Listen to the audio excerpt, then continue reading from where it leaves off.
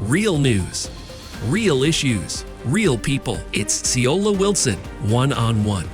So, tonight we have an in-studio guest who graciously stepped in after a certain party canceled not once, but twice, and had the nerve to not tell me till this morning. That's okay. You won't be hearing from me for a while. You're done. Catch up later.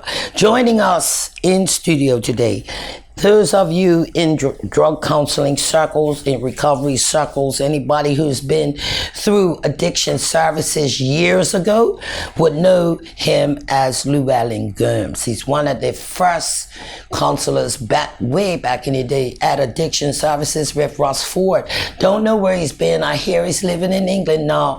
Welcome aboard. Thank you so much, Ceola, for the kind introduction. I worked at Addiction Service in 1982. But first of all, I want to get a shout out to those who labor today in addiction in Bermuda, all those who work hard to save lives and to help in the field of addiction. Thank you for all your hard work, and I'll be glad to work with you any way I can to help. Sure. No, you and I didn't do a briefing. You know what we're here to talk about. You've been living in England, but you keep a pulse on Bermuda. Back in your time, it was cocaine and heroin. Today, we got Molly, we got Axe, we got this. What's your take on the local scene? Because people still have this thing about drugs.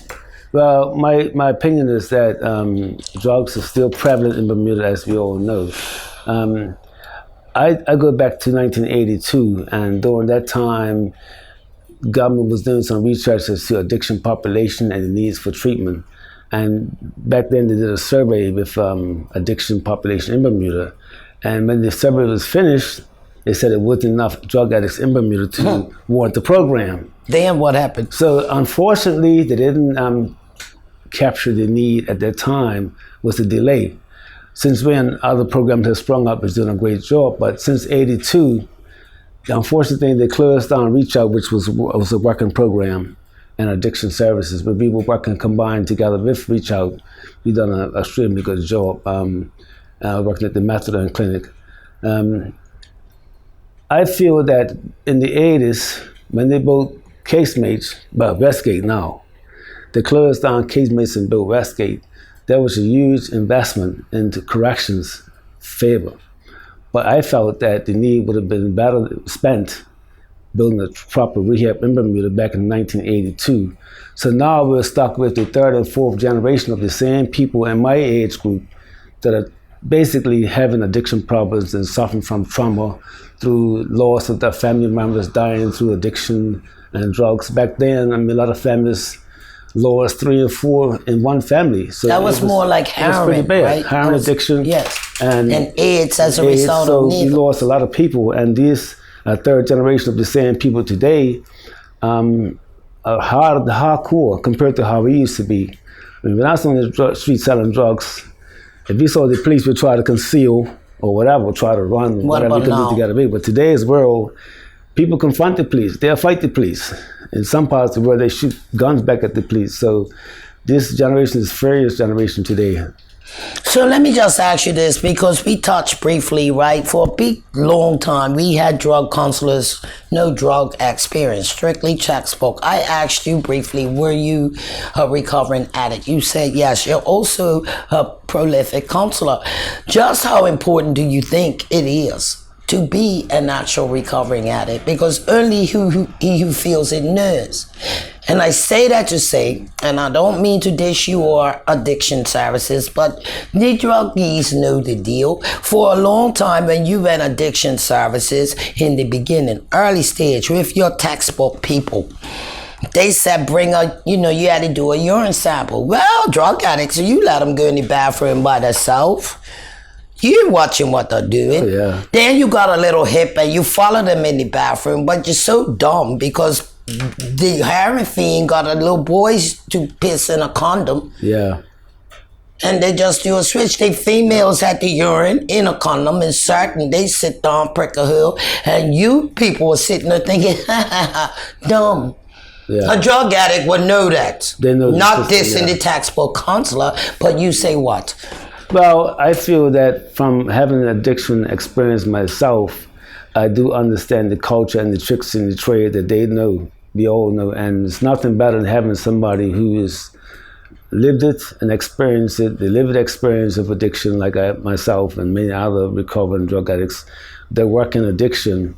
I have a very strong sense of feeling and understanding of the addiction problems. And we could somewhat read and understand what people are not saying, what they should be saying. The other thing is that a lot of addicts have been suffering from depression, anxiety, trauma, and they don't accept this as part of the problem. And one of the things, and also I want to mention that dual disorders, a lot of addicts suffer from mental health issues along with, I'm not saying I could diagnose someone with mental health, but there is a strong sense that there are a lot of addiction and mental health combined together. And once you treat the addiction and you don't treat the mental health, then its chance of success is very slim. So you've got to let's both. jump for a minute, because the culture's changed, but the story remains the same. Back then, we would drink what we drank and maybe a few shots. Today's world, we shot, they shot, people shoot Henny, Shivers back to back. Yeah. You know, 6 shots of Henny are ready to be a raging bull. Yeah. What are you seeing in Bermuda's drug culture, and how much is it related to other tragedies? Like 70% plus of all fatalities involve drugs or alcohol. Yes. You know, Bermudians drinking is embedded in our culture. You know, Bermudians love to drink. Any occasion is a drink. You know, I've heard guys say one for the road, oh, my car's on automatic pilot. You know, like these are mind-altering substances. How heavily prevalent is it in fatalities, because we have them every other week, and these obnoxious crimes? You say? Yeah, I can see that the correlation between alcohol and drugs and violence, also with fatalities. When I was in Baltimore, I was teaching a class that requires people who convicted for drinking and driving to get the license back there to go to drug education classes. They do that here. So they do the same thing. You get some here. time off if you take the course. Right. So we educate them to get them back, but again, there's no guarantees that that person's gonna, stop drinking, because it's a disease. Alcohol is a disease, just like drugs. But on the flip side, they test you and you got to do that. That's alcohol. But like if I'm skiing off a Molly and I kill somebody, like it comes up in the trial, but it's like doesn't matter. They may not test you for that. No. Yeah. Yeah, it's unfortunate, but there's so many different types of drugs around. Like, and they use this stuff called spice. They smoke it. It looks like marijuana. So it's synthetic? Yeah, synthetic. And drug. what are you seeing? At one point, it was to use spice. It was legal. You could go in the shops in America and buy it, even in the UK. But no. Now it's illegal, but it's a very dangerous drug. And my opinion, I think it has some opiate properties in it, because people who are addicted to spice, they end up nodding out, going through withdrawal symptoms like hot and cold, shivers, and they can't sleep. So, and then once it wears off, every 3 to 4 hours, they got to keep smoking it all day, all night. But it's a cheaper way of addiction. So a lot of people are drawn to that because it has a marijuana look.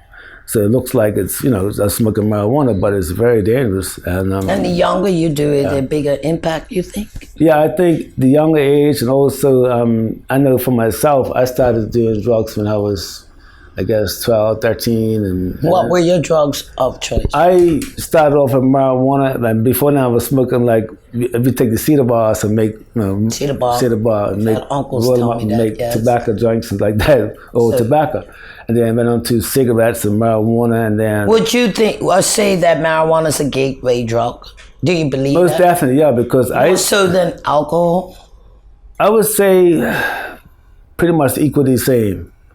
Because alcohol, because it's socially acceptable and it's not illegal, then it's the same So impact. now they're talking about decriminalizing marijuana. So was it a hoax? I don't agree. I mean, decriminalizing as far as a person being convicted for small amounts of marijuana and being banned from traveling to America and different things, I don't agree to that. Sure. That's cruel. Should we legalize marijuana? Legalizing it, I would say no, in my opinion, because marijuana, you know what marijuana makes psychosis is a pretty bad thing for people who have mental health issues. You know, people go on and on. Oh, well, if we legalize it, it's going to encourage. You know, Portugal made a sweeping change. Yeah, you don't see them. Right. Amsterdam made some changes. In Bermuda was still saying, oh, it's going to encourage. I never met nobody got up and said, I'm going to be a drug addict today. No. So where are we getting this? If you legalize marijuana tomorrow, the people who smoke weed on the regular, it's going to be okay. It's not going to make people run out and say, well, let me try it, because most people who want to try it now. Then this legislation says things like, well, this law makes it a gangster law to smoke marijuana in public. In reality, Bermudians smoke weed in public places every day. So what are we talking about, really? You can't stop it. It's going to go on. It's going on. I go back to when marijuana was coming in through Jamaica, way back in Bermuda. Way back then, they shut down the direct flight from Jamaica because it was the ganja flight. Yeah. So they shut it down. Came cocaine. Then more drugs increased between the cocaine, the heroin, LSD. So that's dumb, no vision, correct? It increased more other drugs. So here we are now. Yeah. Got man-made stuff. Yeah. You know, they tell me people take a hill of Molly and makes you, it exemplify. So if I'm getting ready to go get my piece and come kill you, I take Molly, I'm really going to kill you. Now, do we even check that? Yeah, it makes people more fearless. You know, and, you know, gang violence and things like this here. It's all related. It's all part of the drug trade. Even on the flip side, you know, how you going to tell a brother go work for X dollars, $500 a week when he can make $1,500 overnight? Yeah, it's hard to transition from, if you're a drug dealer or drug seller, to a regular job, because what you can make in a couple of hours on the street, you can't even make that in a week's work. So when we approach it, are we even being real? Well, we really need some other alternatives, and Bermuda's stuck right now because its lack of employment is one problem, and the other problem is, you know, people who have been convicted for crimes with criminal records, they're labeled and difficult to get jobs. People have labeled them because of other mental health or addiction problems, and these people cannot function in society, and sometimes they have health problems and along with the addiction. So my whole feeling for me coming to share is because, not for myself, but for my brothers and sisters that have addiction problems, is that I would like to open up another venue in conjunction with what's happening in Bermuda. Yeah, you work in England with us program. Tell me about that. We'll be hearing from one of the we have several Bermudans in our program now. What's it called? It's called Backing. And what is it about? It's about alcohol and drug treatment for, it was founded for, back in the day, the Asian people and the blacks had nowhere to go because they were the minority in treatment centers. This is the UK. Yeah, in UK back so 23 years ago, they started Backing because the Asian community and the black community felt out of place. So what is it, an in-house rehab? You go, you stay? It's basic outpatient, but we have other referral service that we use in conjunction with what we do to have inpatient, long-term and short-term treatment. So the patients that you have from Bermuda, what, came out of jail, came out of rehab? They came voluntarily from Bermuda. So who pays for it? What happens is, once a person is there over, say, 4 to 6 months, the UK government kicks in and pays the treatment. Even for the Bermudians? Yeah, even for the Bermudians, as long as they got a British passport, national insurance So what's number. different about that treatment than what's available here? It's pretty much the same, but the only difference is that a person will be able to go to the recovery in another country as opposed to Bermuda once they're released from a local program. But some people have been shipped out and been good doing well. As soon as they get back in the Bermuda scene, they're back. Back to the same thing. So what's that about? I mean, it's no guarantees no matter where you go. You got to be committed for your recovery. Sure. You know what I mean? It's all within your commitment and your decision to stay clean and your choices around people, friends, and places that you go in your recovery. So what's the big driving force with drugs in Bermuda right now? Is it the money? Is it the in thing? What is it?